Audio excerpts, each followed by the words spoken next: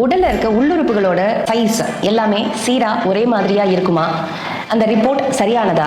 Blood report, urine report, scan report அப்படின்னு நிறைய reports எடுக்கிறோம். இதெல்லாம் சரியானதா அப்படின்னா அந்தந்த மருத்துவம் ஒவ்வொரு முறையை வச்சிருக்கு. ஆனா அக்குபஞ்சரை பொறுத்த வரைக்கும் அக்குபஞ்சரோட பார்வை என்ன அப்படின்னு பாத்தீங்க அப்படின்னா, உலகத்துல ஒரே மாதிரி 7 பேர் இருப்பாங்க அப்படின்னு சொல்லி எல்லாருமே சொல்றாங்க இல்லையா?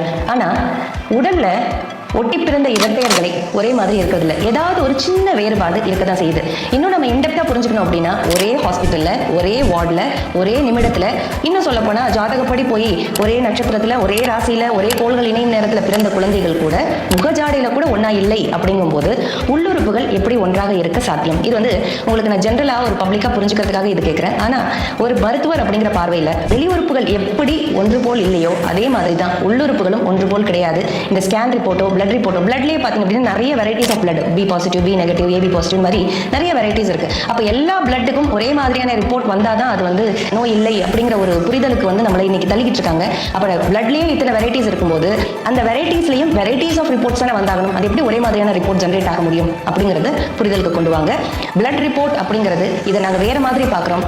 அது ஊருக்குள்ள எத்தனை பேர் இருக்காங்க அப்படின்னு கேட்டால் போஸ்ட்மேன் பேக்ல எத்தனை போஸ்ட் லெட்டர் இருக்கோ அத்தனை பேர் இருக்காங்க அப்படின்னு சொல்ற மாதிரி தான் எங்களை பொறுத்த வரைக்கும் பிளட் ரிப்போர்ட் அப்படிங்கிறது. ஊருக்குள்ள லட்சம் பேர் இருப்பாங்க, ஆனா அதுல வந்திருக்கிறது பாத்தீங்கன்னா 10 லெட்டரா இருக்கு அப்படின்னா அந்த ஊர்ல 10 பேர் தான் இருக்காங்க அப்படின்னு சொல்ல முடியாது.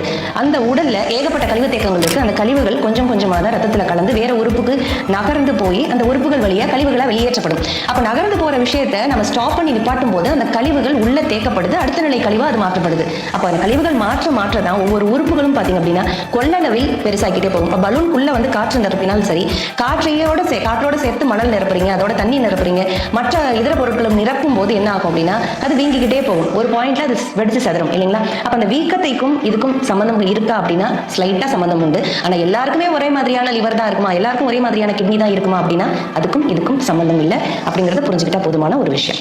உங்கள் உடல் மற்றும் மனம் சார்ந்த எல்லா விதமான நோய்களிலிருந்தும் முற்றிலும் விடுதலை பெறுவதற்கு Cosmo classical Aqua healing centre.